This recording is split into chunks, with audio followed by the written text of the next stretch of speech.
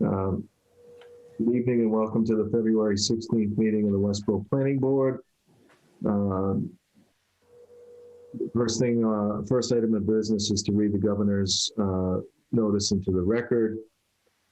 Pursuant to Governor Baker's March 12, 2020 order suspending certain provisions of the Open Meeting Law, General Law, Chapter 30A, Section 18, and the Governor's March 15, 2020 order imposing strict limitation on the number of people that may gather in one place. This meeting of the Westborough Planning Board will be conducted via remote participation to the greatest extent possible. Specific information and the general guidelines for remote participation by the members of the public and/or parties with a right and/or requirement to attend this meeting can be found on the Town of Westborough website at town.westborough.ma.us. For the meeting, members of the public who wish to watch the meeting may do so in the following manner. Members of the public wishing to participate from their remote location are encouraged to email their questions to planning@town.westborough.ma.us. No in-person attendance of members of the public will be permitted, but every effort will be made to ensure that the public can adequately access the proceedings in real time via technological means. The meeting can be viewed on Verizon Channel 24 and Charter Channel 191, or live streamed online at westboroughtv.org. In the event that we are unable to do so, despite best efforts, we will post on the Town of Westborough's website an audio or video recording transcript and/or comprehensive record of proceedings as soon as possible after the meeting. So that should have given everybody a chance to join that's going to. So first item of business, I would like to remind everybody of the master plan meeting on Thursday night at 6:30. I'm hoping everyone can attend and spread the word to everybody possible that, you know, if you need the link, you can go to westboroughmasterplan.com and hopefully we can get some good attendance to it. This is the second and final meeting of the master plan. I'm sorry, the second and final public meeting for the Westborough master plan. So hopefully we can get a good turnout.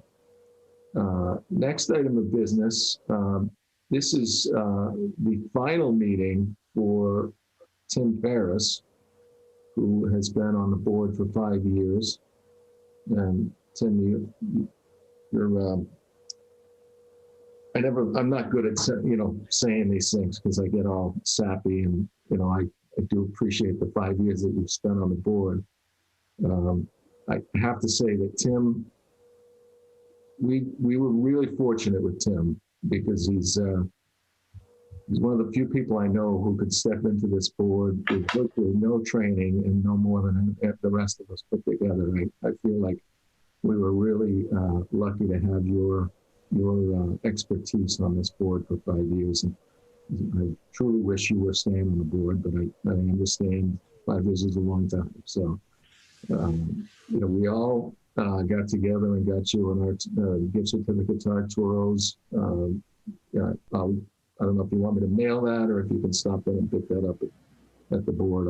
I'll make sure it's there waiting for you. So if anybody else wants to offer their Hazel's got her hand up. Go ahead, Hazel. Hazel, go ahead. I just wanted to thank Tim for his expertise, particularly in the area of transportation, which I know nothing about. So I really appreciated that. And I also appreciate his dry humor, which really has lightened the meeting at times when we've really needed it. So we'll miss you. And thank you for all your work on the board. Mm-hmm. I would just echo Hazel's comments. Tim, all the knowledge that we've learned from that expertise has been terrific. So very helpful. And again, also, we'll miss having you there.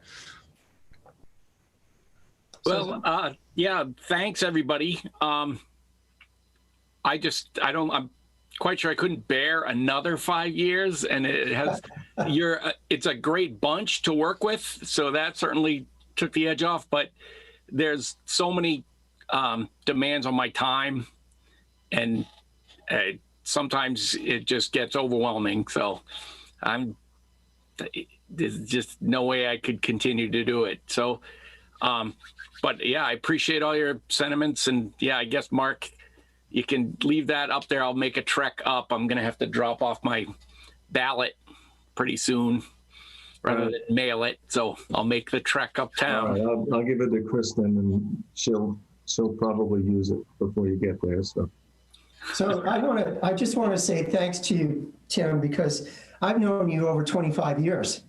I've known you since you were working with Cornerstone, and you were an applicant regularly in front of the board making presentations.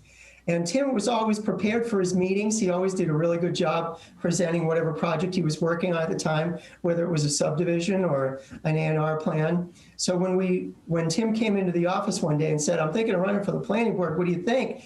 I was immediately thinking, I'd love to have a civil engineer on the planning board. So we really did luck out, and particularly Tim's participation for several years on the zoning review committee, meeting after work. And at one point we were meeting every week. And we were doing that particularly as in the years 2017 and 18, as we were approaching town meeting, when we had a lot of zoning rewrites. So that was above and beyond the normal duty of the planning board. Tim was putting in, I think it was every Thursday at 4 o'clock, right? Or 4:30. Yeah, something like that. Yeah. Yeah, Tim would be there for at least 2 hours. So it was another 2 hours out of his life every week. So thanks very much, Tim. It's been enjoyable. I know you'll stop in and see us from time to time, and please do that. Oh yeah, sure. I'll certainly, as long as these are virtual, I'll be happy to stop by. Nice. All right, so again, thank you, Tim, so much for your volunteering and everything you've done for this board. And that reminds me, Kristen, we'll have to make a note of which committees Tim is serving on, so we can distribute his duties. But we'll probably do that after we have a new member. The election is March 2nd, right? So we'll have a new member for our next meeting. And I believe there's a candidates forum on February 21st through the Democratic Town Committee. I don't have the details on it, but if anybody's interested in meeting any of the candidates, or when I say meeting, through Zoom, getting any information on any of the candidates, I think that would be a good opportunity for people to become familiar with, potential replacements. Mark, it's at 5:30. The candidates forum. Yeah. Yeah, Hazel, you have a website or a link or anything for that? They're supposed to send it out. I haven't seen it yet, but I do Right. know that it was switched to 5:30 on the 21st from the 28th. So if I get it, I'll send it out to everyone. But it's supposed to come out and be published, I guess. And I assume it'll be shown on Westborough TV. I don't know the answer to that, so we'll have to. Aiden, do you know the answer to that? Will the Westborough TV have the candidates forum on? I'm not sure if Aiden's with us or not. So, all right, we'll look into that, and maybe we can. Again, we're not meeting again, so I'll at least have Jim distribute it to the members. So that we can,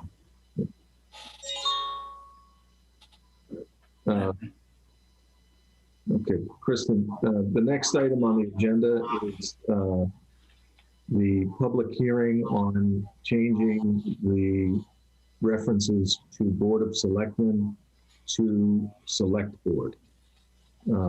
And Christy Williams, the town manager, will address the board, but I have to read the public notice into the record. So the Westborough Planning Board will hold a virtual public hearing on Tuesday, February 16th at 6:30 p.m. on the following article to appear on the annual town meeting warrant. Please see the Planning Board agenda for instructions regarding this meeting as posted on the Town of Westborough webpage.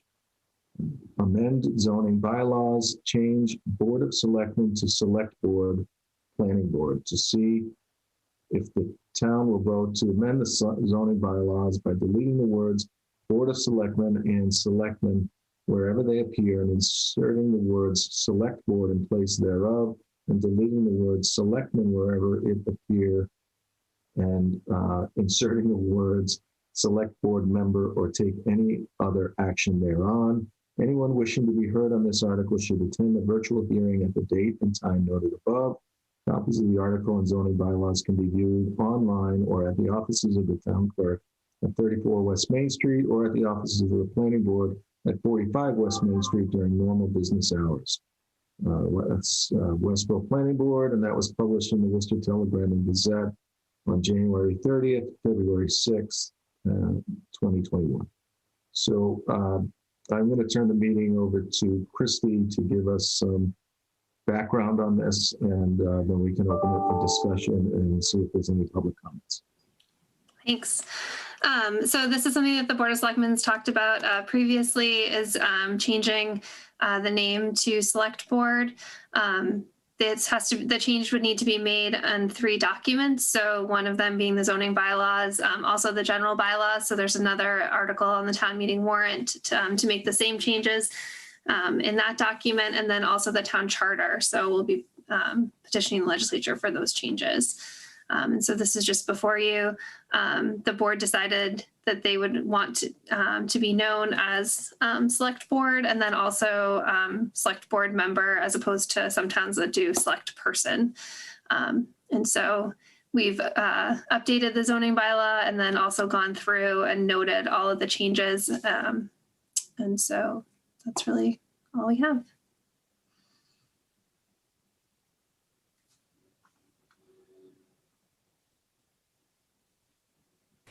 Any questions from the board on that?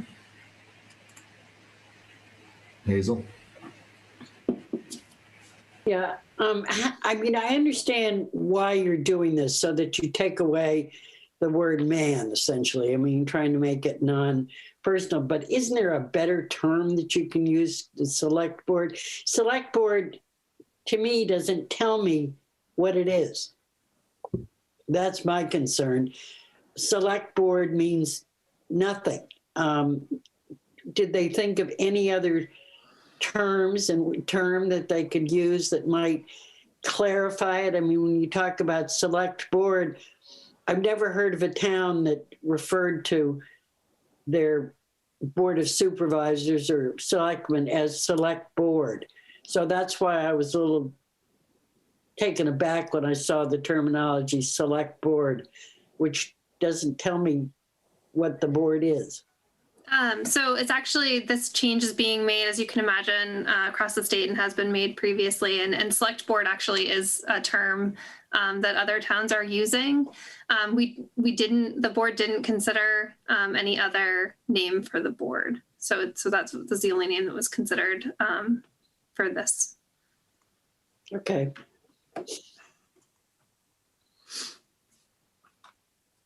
Any other questions?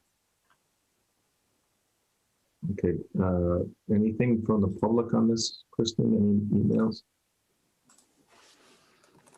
I do not have anything in the planning email.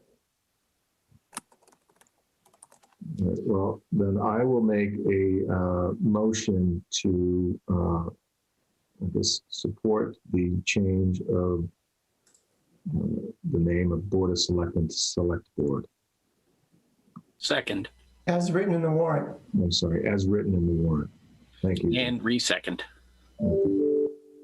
Any discussion on that motion? Okay, all those in favor? We'll do a roll call. Tim Kaler? Yes. Mark. Ferris? Yes. Jim Ball? Yes, Mark. Hazel Nurse? I'm going to vote against it for the reasons that I set forth. And I will vote for it, so that's 4-1 in favor. Thank you, Christy, for coming in. We'll see you again sometime soon. Okay, thank you, everyone. Thank you, Christy. You need to Bye. close the public hearing, Mark. I'm sorry, yeah, I'll make a motion to close the public hearing on the change of the name of the Board of Selectmen to Select Board. Second. Okay, all those in favor, we'll do a roll call again. Tim Kaler, Yes. Tim Paris, Yes. Jim Ball, Yes. Hazel Nurse, Yes. and I vote yes as well. That's 5-0 to close the hearing. Now I will thank you for coming in, Christy. Great, thank you. Bye. Thank you. The next item on the agenda is the Central Mass Regional Planning Commission is going to present the downtown parking study.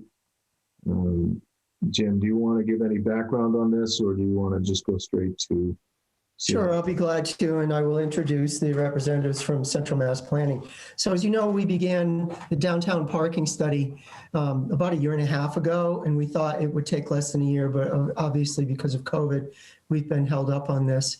CMRPC tried to accommodate the change in shopping behavior and in travel and parking behavior in the downtown by putting off the counts that we had initially scheduled in the spring and the summer, because obviously that was when COVID was most dramatically changing people's behavior. And I will turn it over to their staff here in a moment, but I want you to know that the study is now complete and it will become part of the master plan as input to both the Transportation Subcommittee and the Downtown and Economic Development Subcommittee. So here with us this evening, we have Rob Raymond from Central Mass Planning, and I'm looking for Ron. There's Ron Barron. Hi, Ron Barron. You're at the end of the screen there. So we have two transportation-related specialists here from CMRPC. I will turn it over to them however they want to proceed. Share my screen here. Let's see here. How's everyone doing today? Good, thanks. And everyone can see my screen here. Rob, can you introduce yourself just for the record? Yep, sorry. I'm Rob Raymond, transportation planner at the Central Massachusetts Regional Planning Commission.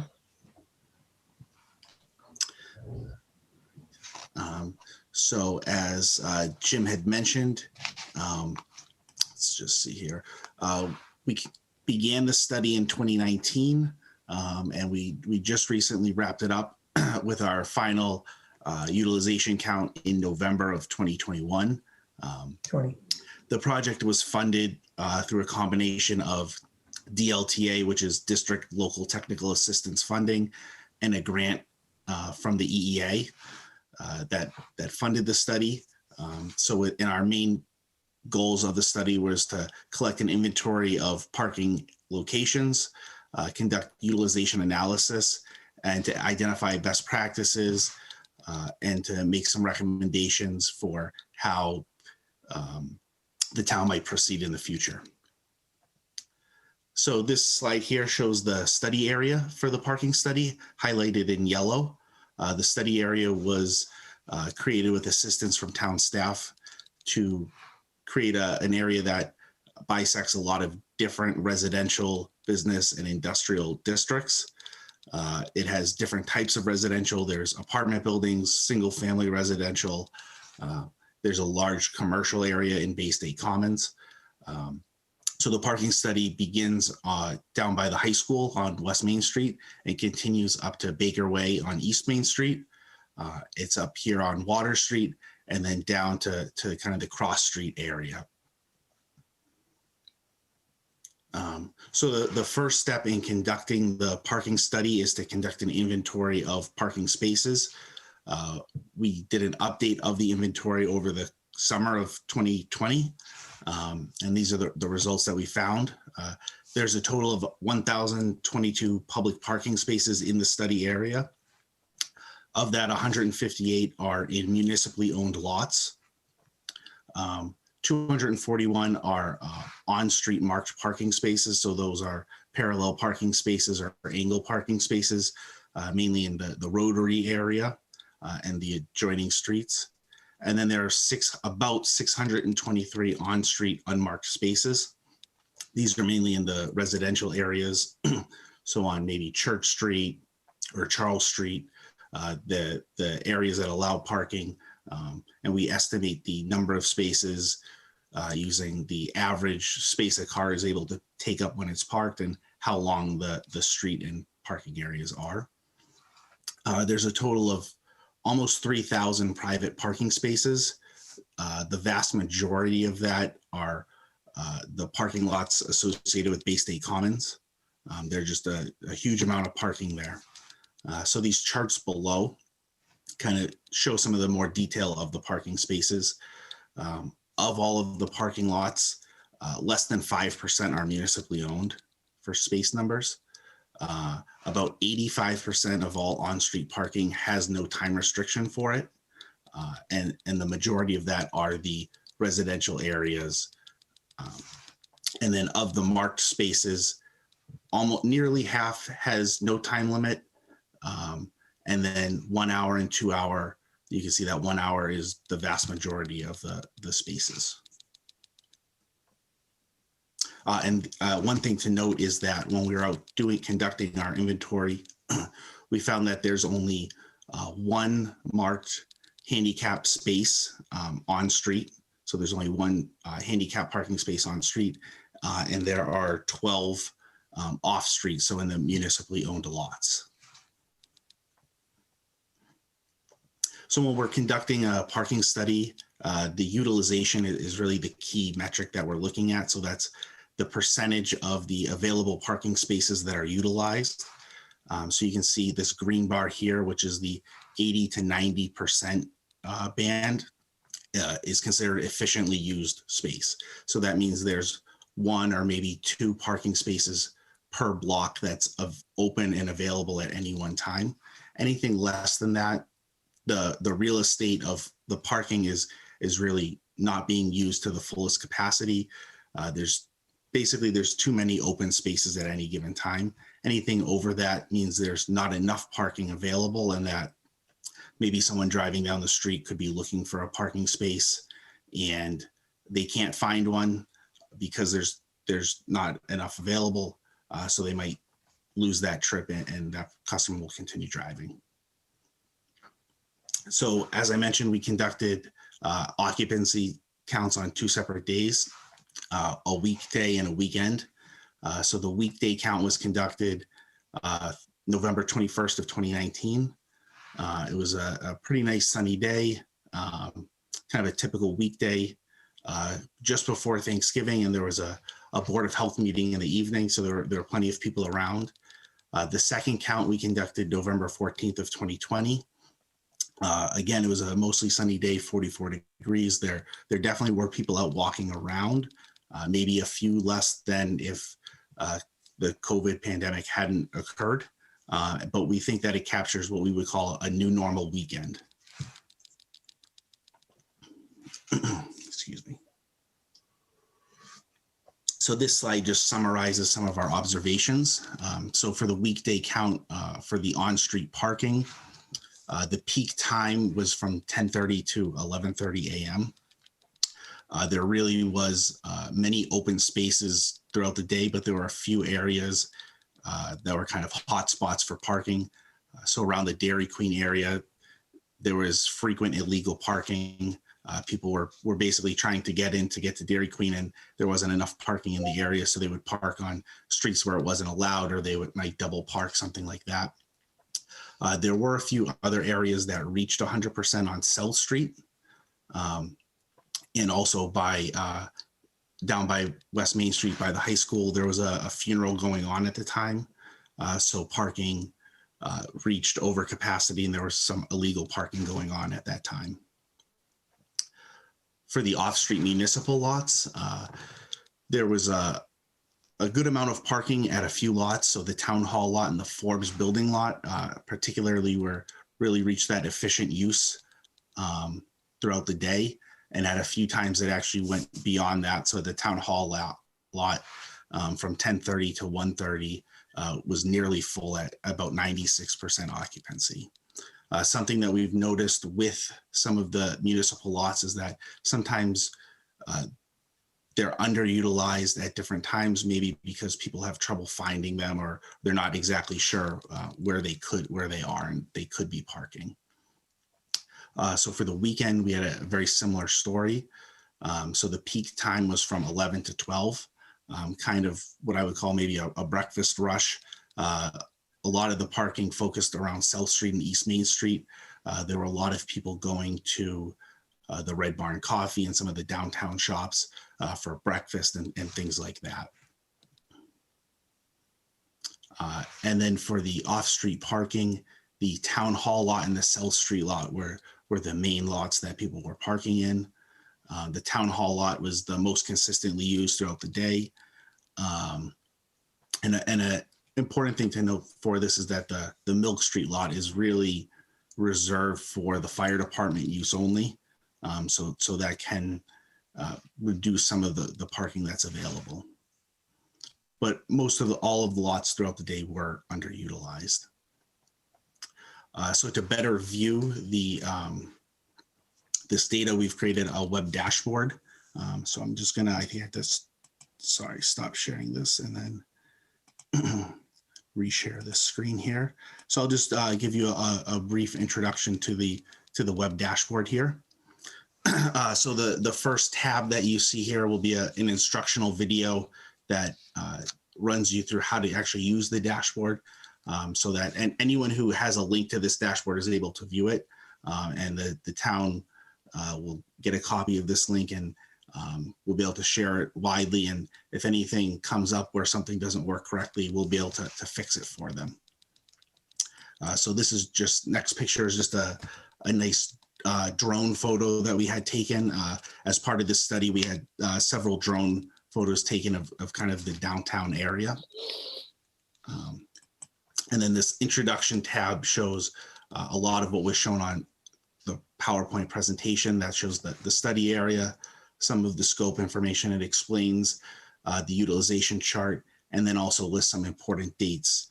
So the data collection dates, and as well as presentation dates. So this tab here is the inventory tab. It's a little slow loading. Sometimes I'm trying to show it to other people.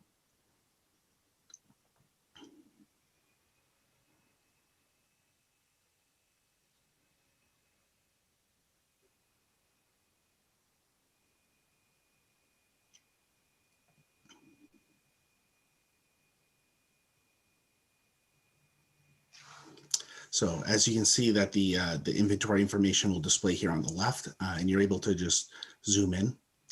So all of the municipal lots on this are displayed in orange, and the parking lines are displayed in either red, green, or orange. So the red lines indicate areas where parking is not allowed.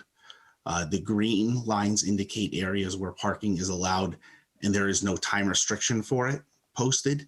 And the orange lines indicate areas where there is parking allowed, but there is a time restriction. And so you'll see some of these dots below the lines. Those are areas where parking spaces are marked. So if you are interested in a particular location, you can click on the line. And then we have a pop-up box come up that will say the street, the type of parking it is, the number of spaces in that area, and then we have a collection of photos we took while we were out in the field, so that you can get a sense of what the parking is like.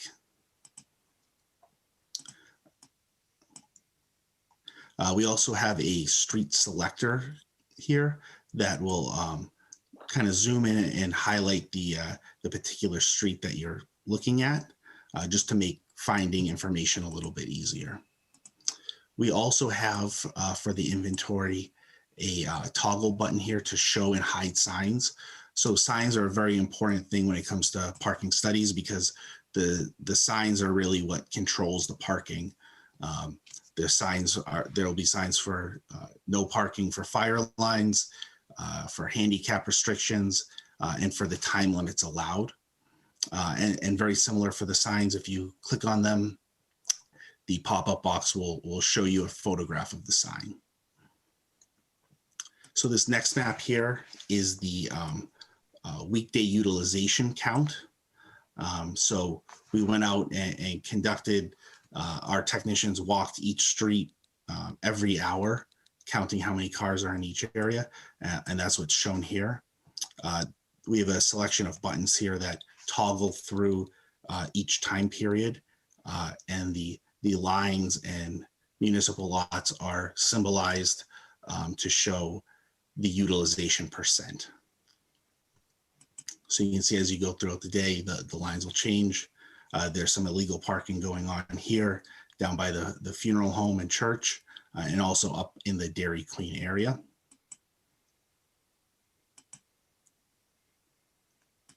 So you can kind of see how the parking changes throughout the day. Some areas are generally utilized much more in the morning, and some are utilized much more in the afternoon, kind of depending on which businesses are in the area. And also, if you click on a parking line or a parking lot, you'll get the same parking information, and then also information on the utilization count with the current selected hour in bold. So you can see that this part of West Main Street at 4:30 was 42% utilized, but earlier in the day it was up to 65% utilization. We also have a set of utilization charts created to help give an idea of, instead of looking at a map where it might be one time period at a time, the chart will help to see how the utilization changed throughout the day.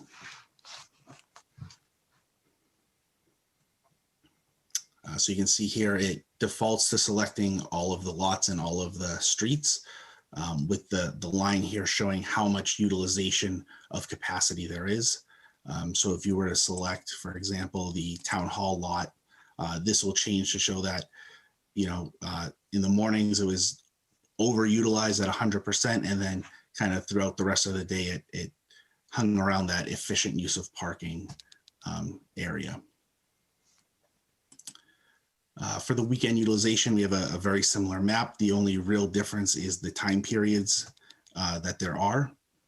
It's a little bit longer of a count, and you can see as we start in the morning, South Street is really kind of the hot spot. And then as the day and morning goes on, some of the parking starts to shift over to West Main Street and into the South Street and Town Hall lots. We have a similar weekend utilization chart for the weekend counts.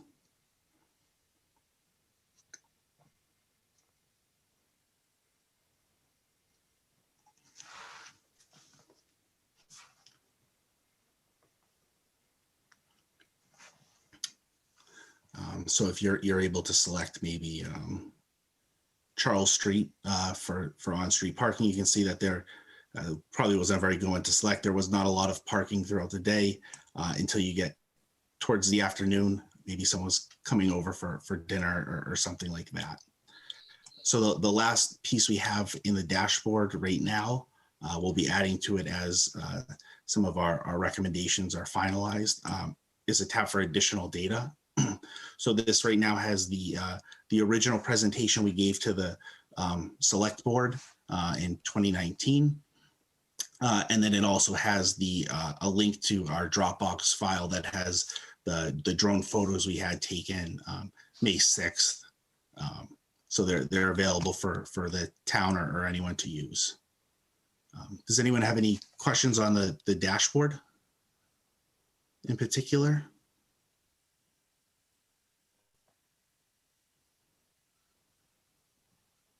Okay, no, I think we can move on. Sure. All right, thank you. My name's, for those of you who I don't know, my name's Ron Barron. I'm a principal planner with CMRPC. My specialty is land use and zoning. Do a lot of master planning, that sort of thing. So where I'm fitting in the project is I'm helping the project team kind of get to the next step, which is what do we do with this data now that we have it. Originally, the idea was that there was going to be some robust outreach, and we were going to collect some public input on it. Obviously, with COVID-19, that became a lot more difficult. But thankfully, it's dovetailed nicely with your own master planning effort. So what we're intending now is to repackage our recommendations as recommendations for as collections of ideas for the master plan steering committee to pursue as to incorporate into that document, because I think there's a lot of good data here, and there's a lot of things that a committee like the Master Plan Steering Committee could dive into or the people working on the master plan. I'm working on several master plans in town, so I just have the phrase master plan steering committee in my head. I realize I don't actually know how you guys are organizing it. So the kinds of things that we see, obviously our conclusions were that based on our data, it looked like there was still a good amount of parking, but very unbalanced as to its utilization rates. There definitely could be improvements in the management of the current parking stock that you have. And that's what we would be focusing on in terms of the deliverables that are the recommendations that we would be providing in that additional tab. Things that we've discussed are things like thinking about improving wayfinding to help people navigate to the municipal lots instead of driving around trying to find the few on-street parking spaces there are. But also things that that the town could consider permitting for some of those underutilized spaces, such as parklets, temporary bike lanes, pop-up restaurant seating.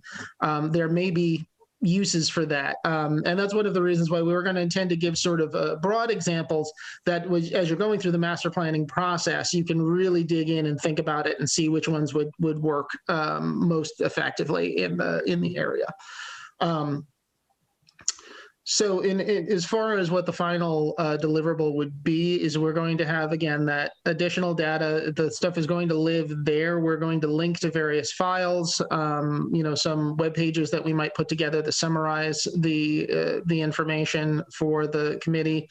And obviously any data that we have that you would want to incorporate into the master plan will be accessible to you. We'll be able to provide that.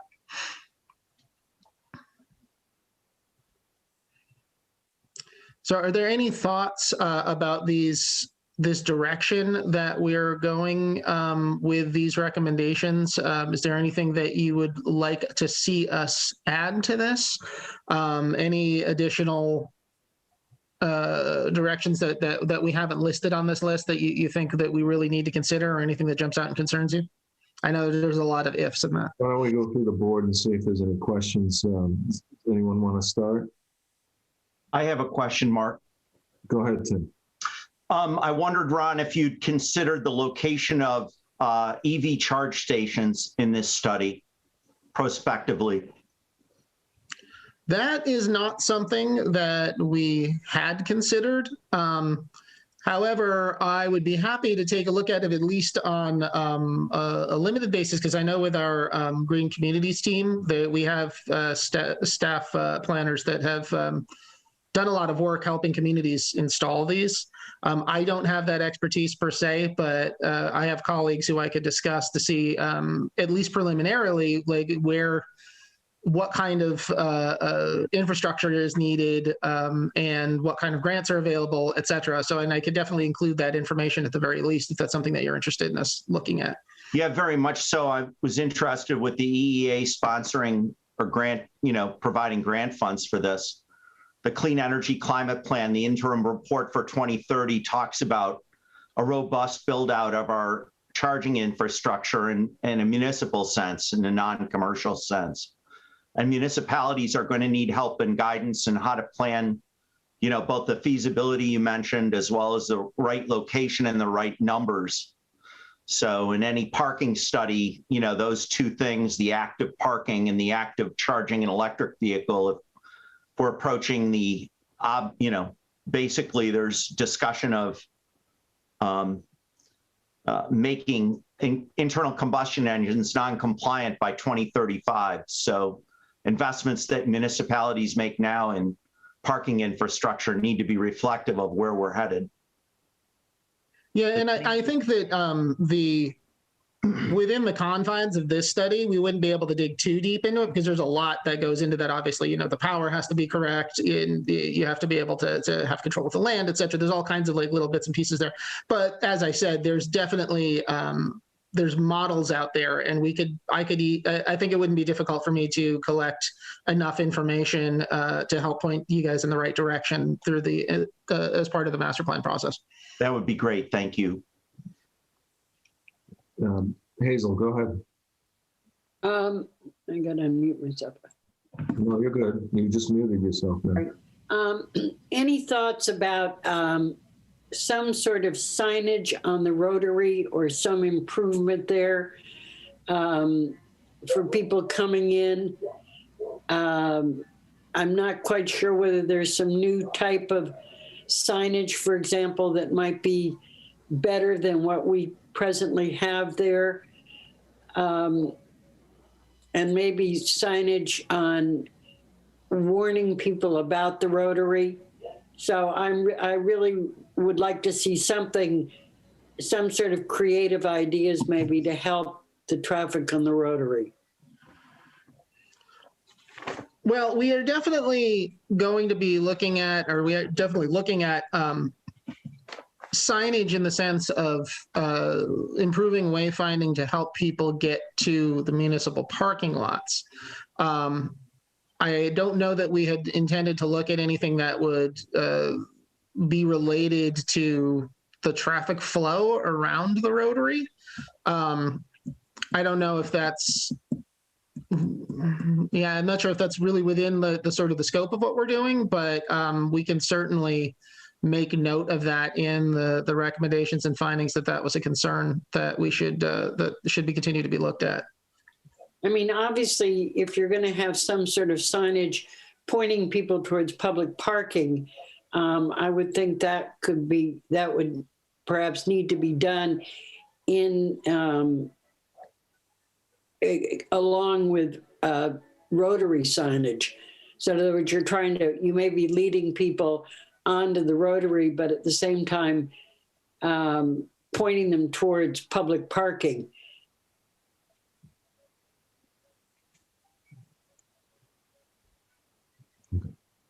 Well, I mean, and certainly the Rotary would be a place where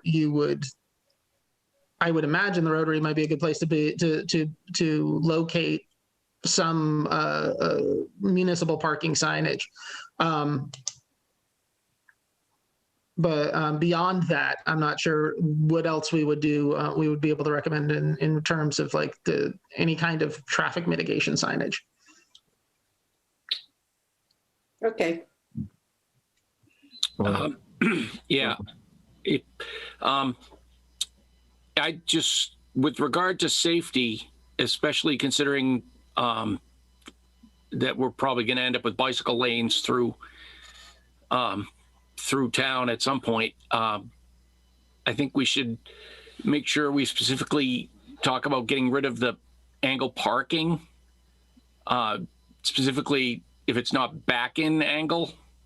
So like that whole section of West Main and also along South Street where it's angle in parking really makes it unsafe for bicyclists when people start backing out of the spaces into traffic.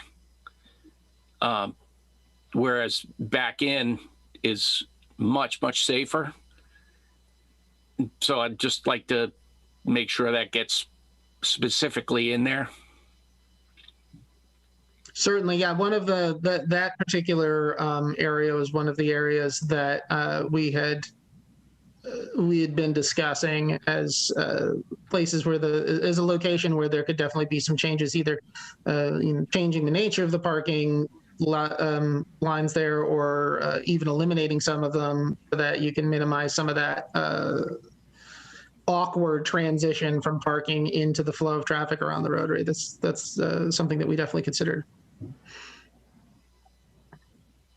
Ron, if you do that, you certainly are going to lose spaces, correct? I mean, if you go from angled to parallel, isn't that, one parallel per maybe two angled spaces? I know in front of the people.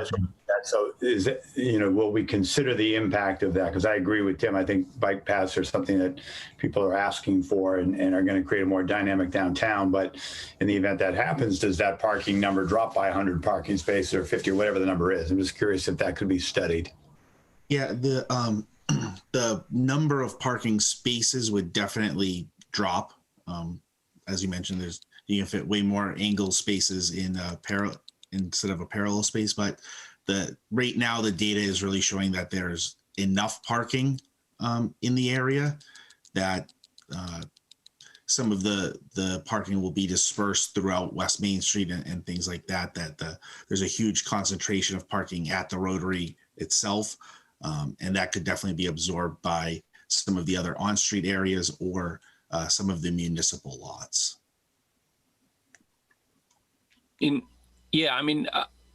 I would say like the stretches along West Main could certainly transition to back in angle where you wouldn't lose any. The ones that are right on the Rotary, they probably should go and just not be parking around the Rotary at all, immediately on it. But yeah. I think, Tim, you could say the same about the ones on South Street there. As you come around that corner, it's pretty much a blind corner.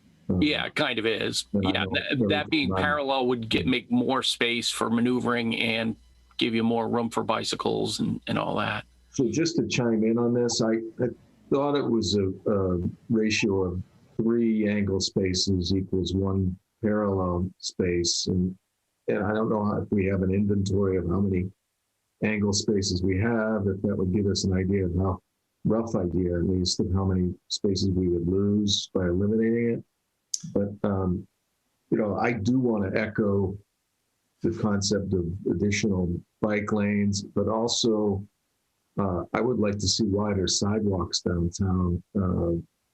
We had obviously had some demand for restaurant open air seating on sidewalks, and it was pretty limited because the sidewalks were too constricted. So I'd like to see, again, it's a big number to redo sidewalks downtown and put in bike lanes, and we have areas in town that don't even have sidewalks. That might be a priority, but that's maybe not the planning board's call. But I'd like to put that out there that we should consider widening sidewalks as part of any downtown improvements. Yes, and we did have a meeting with the consultant that's working on the Westborough Complete Streets Prioritization Plan to share with them some of our initial findings of the inventory data and our early counts, so that they could include some of that information when they were going through the prioritization process for things like maybe widening sidewalks downtown or something like that. Okay. I have one more point to make, but I just want to see if anyone else on the board had anything else they wanted to. Jim Robbins, do you have anything? Yes, thank you, Mark. Ron, very good. Thank you for bringing up the planning issues that are associated with parking. Your 5 points that you have under your second bullet, balance between convenient versus efficient use of real estate. Can you develop each one of those further when you write your final report, specifically with regard to pop-up uses like restaurants or parklets, as well as how parking could be reconfigured, rethought, reimagined to spur economic development. And I bring that up because recently we reached out to Town of Hudson, and we had the Hudson Economic Development Director and the head of the Business Improvement District come and speak to the EDC. And one of the things that they brought up was relocating parking away from the center of town. And as most of us know, there's a Rotary in Hudson as well.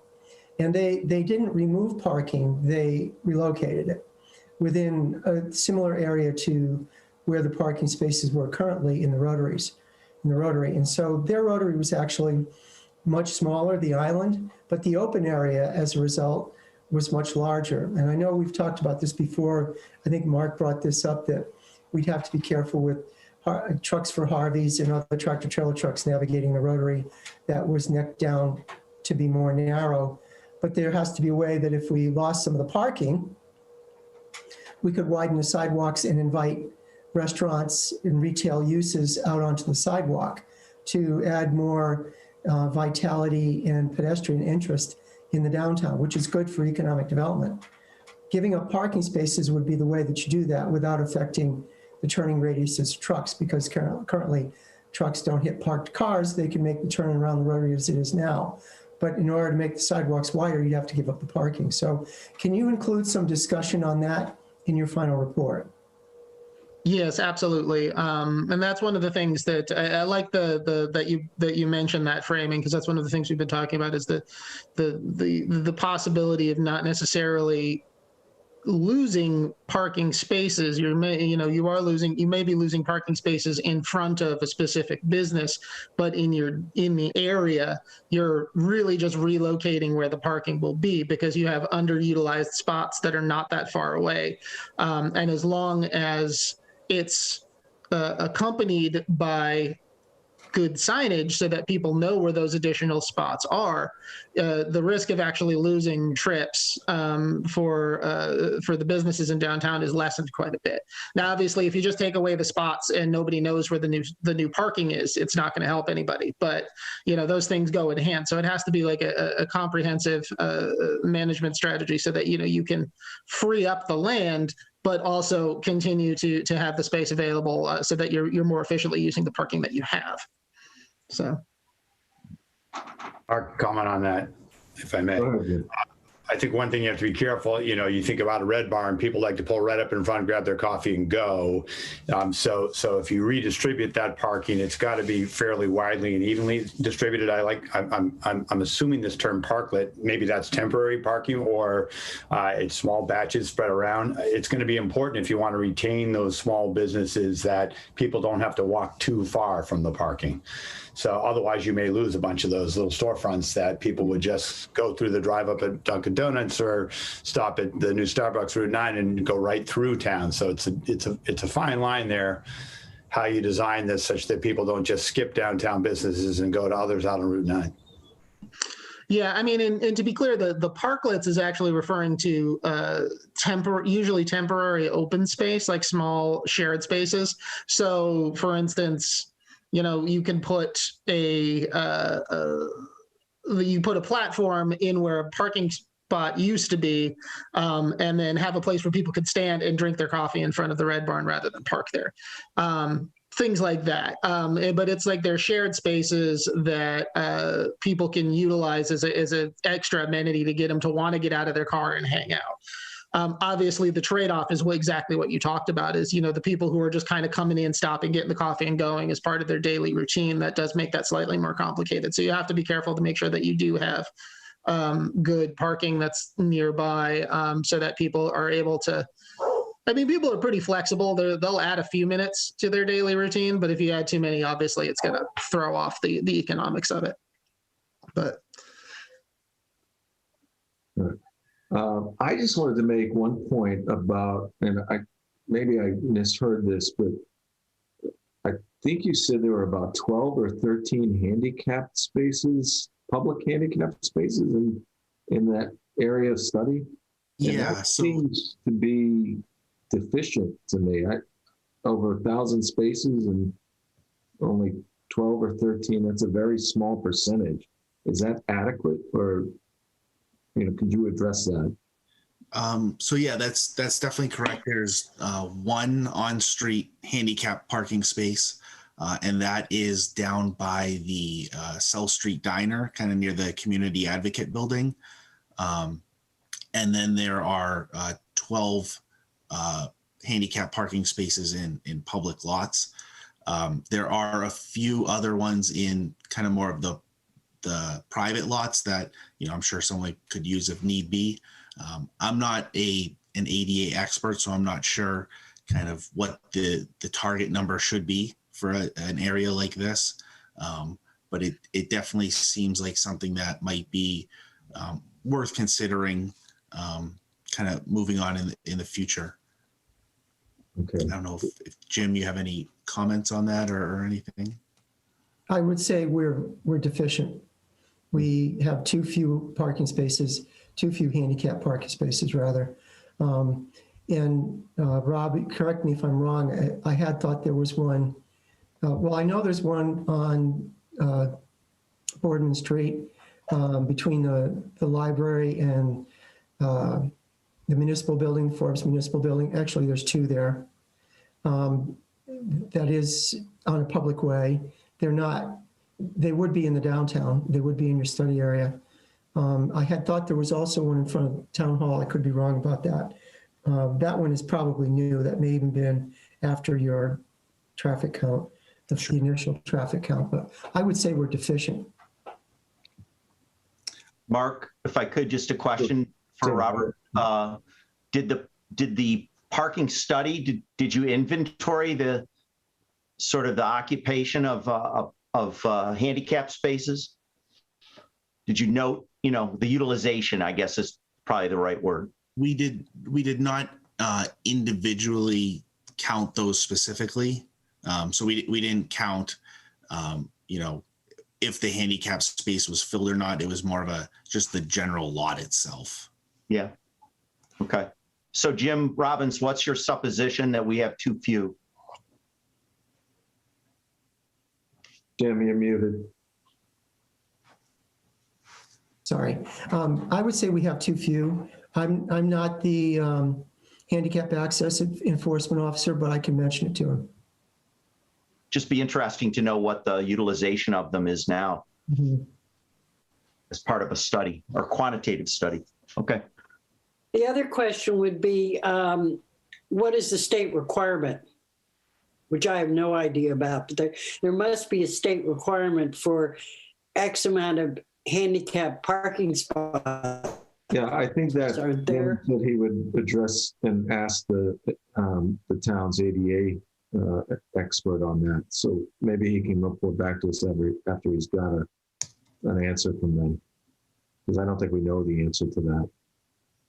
So it is a ratio. So for example, when we do a site plan review and a commercial building comes in an office, based on the number of parking spaces you have for 12 spaces, you have to have one handicap.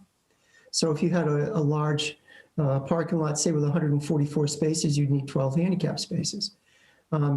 Public buildings are also supposed to have at least one handicap space. That's why there's two between the Forbes Municipal Building and the library. They're both right up against the Forbes building. I know there's two there because that's two less spaces that are open for the employees. But also, I believe there's one in front of Town Hall. I know that the one that you mentioned, Rob, in front of the diner, I've seen that one many times. And in the parking lot behind the diner, the municipal parking lot, there's several in there too. Yeah. So Jim, that's about 8%, right? 1 out of 12. And based on that math, with 1,000 spaces, we should have about 80 handicap spots, and we have 12 or 13. I have a question to clarify this.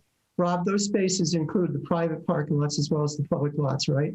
No, I think it's 1,022 is public, and including private, it's 4,000. Okay, so 986 or something like that. do the public spaces count the unmarked spaces?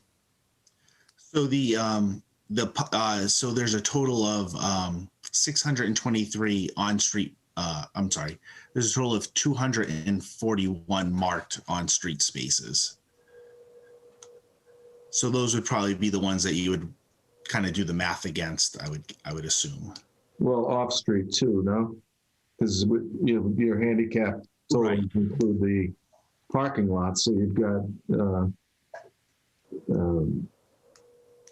almost 400 spaces. If you do 8%, we're still well short. Yeah, I'm sure we're deficient. I think that's 32 spaces, and we only have 12 or 13. And I will double check tomorrow. I'll go and double check some of the spaces that you guys had mentioned, just to make sure that we have an accurate count on that. Yeah. Okay. So again, I just wanted to make that point. I'm not sure that we have the authority to, decide which spaces would be added, but I do think the town needs to, take a good look at that. As if we're going to encourage people to go downtown, we need to make sure that there's sufficient handicap parking. All right. Anything else? Anybody else have questions or comments? I'd like to move on, but I don't want to leave anyone short. Is that the rest of your presentation then, Rob? Yep, that was actually the conclusion of our presentation. Okay, good. All right, I think we've covered everything there. So we'll move on, and thank you so much for coming in and giving us this information. Sure, absolutely. All right. Thank you very much for your time. All right, take care. Next item on the agenda, we have been asked to appoint additional members to the Master Plan Advisory Committee, the Cultural Council, and the Subcommittee of the Master Plan that deals with cultural, natural, cultural, and historic issues has not had representation. And so they've asked us to name 2 members from the Cultural Council so that they can get that section of the master plan completed. And since they're behind a little bit, I'd like to put forth 2 names at their request. One is my wife, Jenny Silverberg, and the other one is Carolyn Spring. So I don't know if I can vote on those. I don't see a conflict of interest really, but somebody could argue that. So I think I'll probably step out of the vote on that just because my wife is involved. So. Mark, I would nominate both candidates for appointment.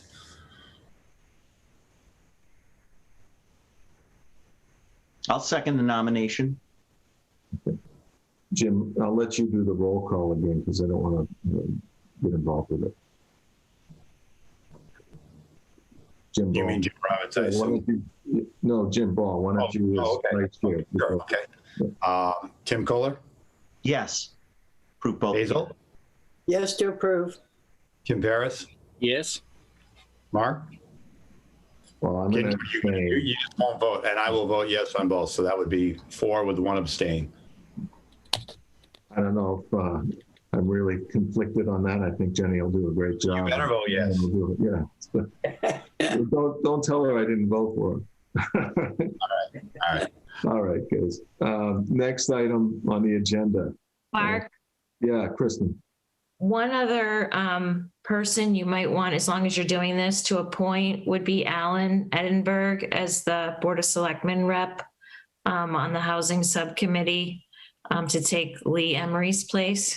Okay. So I would be happy to do that. Can we do that though? Because it wasn't on the agenda, or I would say you should not do it, Mark. Informally, it would be a good thing to do. The Board of Selectmen voted to appoint him as their replacement representative at their last meeting. Right. But we didn't get the word in time to get on our agenda. So if you don't mind, I think it would be wise to just put it off to our next meeting to do it right. That doesn't mean Alan can't attend the meeting Thursday evening. So can we ask Alan to attend and have the, rather than have him be randomly assigned the way most of the public will be, could we make sure that he's on the Yes. Affordable Housing I'll send him an email. Subcommittee, and then we can officially vote on his appointment to the Master Plan Committee at our next meeting. Kristen, that's great for bringing that up. I wish we had had that on the agenda, but we'll take care of it in March. I have a question though. If the town board has said that is their appointed representative, I don't know whether we that's a good point, Hazel. need to actually approve it. I mean, in the sense that I think when we formed the committee, Hazel, we said that the Board of Selectmen would have a representative. right. And so I think whoever they choose as their representative would automatically be on the master plan. Exactly. That would be my feeling. So I don't think we need to vote to approve him or appoint him, because I think he's automatically appointed in that situation. So I think once he's selected by the board, he automatically becomes a member. Yeah, I don't know if that's true or not. That might be semantics, because everyone else, including, the entire slate at the very beginning, we did vote to appoint, and we just voted to appoint 2 members of Cultural Council when Yeah, but they weren't. They were given they were given representation. They just didn't vote to approve anybody till this. All right, I think this is a different situation. I mean, it isn't. I think we cannot disapprove this where we could disapprove of appointments from like the Cultural Council. You see what I'm saying? I think we're into semantics because we can just take a formal vote on it in March and make sure that we have it all covered. I don't think the Master Plan Committee is going to have any official votes to take before then that Alan would be precluded from. Oh, right. Yeah. But I think all we would do would be to vote to accept their recommendation, not to approve, but just to accept. Yeah. I think that's a good point, Hazel. Yeah. So maybe we can structure it that way in March, but okay. It's where it's not on the agenda tonight. I don't see that we can take any action tonight. Okay. All right. Next item was the Copper Beach security bond, and we're going to skip over that until. Are they going to be on the next agenda, Kristen? Do you know, Jim? They should be. They have the forms, and one of the staff members at the bank reached out to me. We need to connect to help him get through the form. Okay, so we have one more item, which is a continued public hearing on West Park Drive extension, the definitive subdivision plan. Jim, I'm going to turn to you to pick up where we left off last time and to let us know where we're going to be today. I think Lisa Elaine, the town engineer, is going to address the board, and most likely, the applicant will address the board as well. But I'll start with Jim Roberts. Yes, thank you very much, Mark. So since our last meeting, as you know, we talked about traffic. We talked about the traffic on West Park Drive. We talked about Flanders Road intersection, the new signalized intersection, and we talked about Old Flanders Road and the intersection with East Main Street. At that time, the applicant's traffic engineer had not had adequate time to review our peer consultants' findings and recommendations, and further information was requested from Vanessa, the consultant representing the applicant. That task has not been completed yet, so we will not resume the discussion of the traffic this evening. However, tonight we do have our report from our engineering on-site engineering incorporated, and their portion here is our peer reviewer reviewing the plans for construction. And on-site will not be with us this evening. However, Lisa Elaine, our town engineer, has reviewed this letter. I've reviewed this letter. Lisa has discussed this with on-site and is going to speak tonight to their findings. And then we'll hear from the applicant. Lisa? Thanks, Jim. So I worked with on-site and they prepared this letter just outlining some of the items we'd like Beals and Thomas and the applicant to go back and look at. As my understanding, they're actually already looking and doing some of the changes.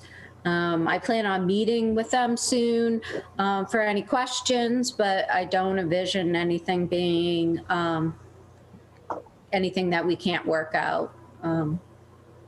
Everything is on its way. Does someone from the applicant want to address that, or Dan, or? Sure. Dan Fanny from Bales and Thomas. So we did receive a, we'll call it a draft of the on-site comments back. It was at the end of January. I think we received it January 29th, although the letter might have been dated a little bit before then. So we have not received this copy of the comments, at least I have not seen it to date. But as Lisa mentioned, we've started going back through, adding more detail.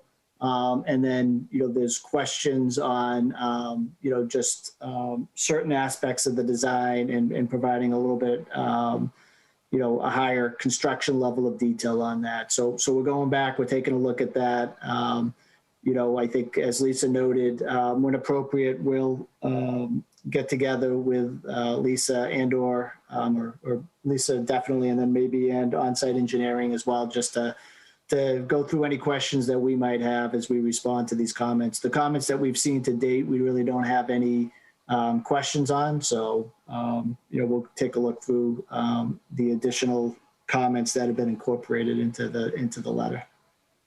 Okay. So Dan, you need this February 10th letter? Yes. Okay, my apology. I'll make sure you get that tomorrow. Great. I appreciate it. Thanks, Lisa. Any questions from the board for Dan or Lisa? I don't see any questions, and I don't have any questions. Do we have anything from the public? This is a public hearing, so we have to. Kristen, anything? Oh, I Mark, don't have anything in the email, no. Mark Burrell, did you want to say something? Yes, I just wanted to address our, Mark Burrow, Caruth Capital. I just wanted to address our concern that our neighbor has, and that and we also should make sure that the traffic engineer who's doing the peer review notes this, that tractor trailer traffic will be prohibited from West Park Drive extension. And that it's already in the plan, but we wanted to confirm that along the entire extension that borders 134 Flanders Road will have vertical granite curbing, and that we've agreed to connect a stub when we put in the sewer line to 134 Flanders Road and bring it up to their distribution box. So I just wanted to make sure that we raise those concerns for them. All right, thanks, Mark. Appreciate that. Anything else? Questions? Nothing from the public? Okay. So what date are we going to continue this to? March 16th? Or, I'm sorry, is that the right date even? March 9th. March 9th, okay. I will make a motion to continue the public hearing on West Park Drive to March 9th at 6:30 p.m. Second that, Mark. All right, any discussion? All those in favor, we'll do a roll call again. Hazel Nurse, Yes. Jim Ball, Yes. Tim Kaler, Yes. and Tim Paris, and one of your Yes. last official votes. Yes. All right, and I vote yes as well. That's 5-0 to continue. And thank you so much for coming in, Mark and Dan. Thank you. Jim, Through, do we have other business? yes, Mark, through you to the applicant. Mark and Dan, for our next meeting, please impress upon Scott Thornton at Vaness to get to the comments from the traffic review, because I would like to bring that to closure. That's really the most important item that's out there. And we can't bring that to closure until we have his comments and we can address them. But I'd like to move forward in March to finish this. Yes. No, may I address this, Mark? Please, go ahead. Sure. We received the traffic peer review on January 29th, and they need to come out, Vanessa needs to come out and do some field observations on Flanders Road. And because of the weather and the timing, it just didn't work out for them. But also, a lot of their concerns had to do with the Research Drive and Computer Drive. And by extending West Park Drive, we're going to relieve traffic there. I don't know how much really we can add to that study. And Olympus, when we did the Olympus, there was a study then. I think at 4,400 Computer Drive, you're going to have quite an extensive study of those two roads. So I just don't know, they're talking about synchronizing, seeing that the lights on Research Drive and Computer Drive are synchronized. I mean, I don't know what that has to do with us. We're relieving traffic from that intersection. And there's probably 3 studies going on right now, and we have some that are just, a couple of years old, so. Yeah, I guess I'm a little tired of doing studies. I feel like we could maybe spend that money on actual improvements, rather than a study that's already been done. Yeah, this, So we'll have to see yeah. as we move forward whether we can identify specific improvements or maybe, I think there's a fund established for the Flanders East Main. Maybe we could look at contributions to that fund. Yeah. And we also really have a time schedule to stick to here, so that we, there are certain time restraints regarding the $1.2 million grant that we have from the state. So, Mark, I think we're probably, some of this conversation should be taken in the public hearing. Okay. I know we're still at a public meeting, but I feel like we closed the public, continue the public hearing. So I'm not sure that I'm not sure of protocol on that. But I think it's probably a good conversation to have with your traffic consultant present and the peer reviewer present. So, if you don't mind, maybe we can take that up again on March 9th. Okay, thank you. All right. We do have a couple other small items on the agenda, which is minutes. So I'll give Jim Ball, the chairman. Thank you, Mark. I think everyone received minutes for the January 19th meeting. Any questions on those minutes? Hazel? I had one correction for clarification, I thought. This is on the public hearing on West Park Drive, extension on page 1, the second paragraph, where it talks about the project will create a signalized intersection on Flanders Road. For clarification, I'd like to add and West Park Drive extension, because on Flanders Road could be Flanders Road and East Main. Okay. All right, we can add that just for clarity. It's just a clarification. Okay. That was all I had. Okay, any other comments? All right, I would propose a vote to approve with the amendment that Hazel mentioned, or clarification that Hazel mentioned. I'll second that, Jim. All right, roll call, Mark Silverberg, Yes. Tim Paris, Yes. Tim Kohler, Yes. Hazel, Yes. and I will vote yes, 5-0 on those minutes, Mark.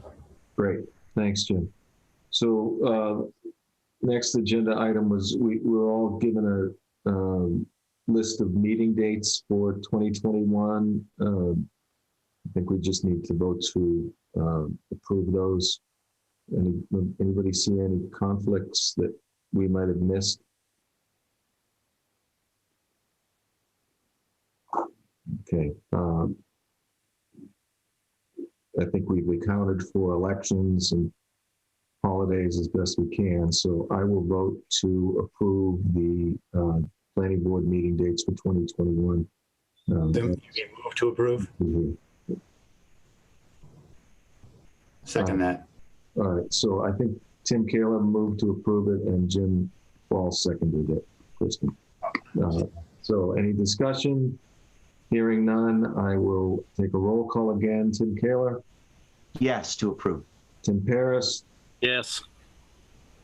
Hazel Nurse? Yes to approve. Jim Ball? Yes, Mark. And I will vote yes to approve as well. That's 5-0. All right, Jim Robbins, any other business? Important date to keep in your mind, town meeting, as you probably know, but for those who don't know, has been rescheduled. It will not be in the third Saturday in March. It will now be Saturday, May 15th. So please write that in your calendars, Saturday, May 15th, which means that the warrant has not closed. We do have one zoning article that we heard this evening. We don't have any others proposed because the master plan is going to come up with some proposals in the near future. While we're in the master plan process, I don't expect any substantive zoning changes. But just so you're aware, the warrant will remain open. Town elections are a week from the week before the 9th, so that will be the 2nd. March 2nd will be town elections. And again, thank you very much to Tim Paris for your service to the board. My pleasure. All right, so if that's all the business, Tim, do you want the honors? Oh, no, was there somebody else? I'd be happy to move that we close the public hearing. I don't think we have a public hearing, but we'll move to it. I mean, the meeting. Quick question, if none of us second that, does Tim have to stay on the board? All right, I'll second, and all those in favor, just give me an eye. Yeah. Hi. It's 5-0. Have a great night, everybody. We'll see you in March. Tim, take care of yourself, okay? I'll see you. We'll see you around. All right. I hope so. Bye. Bye. Good night.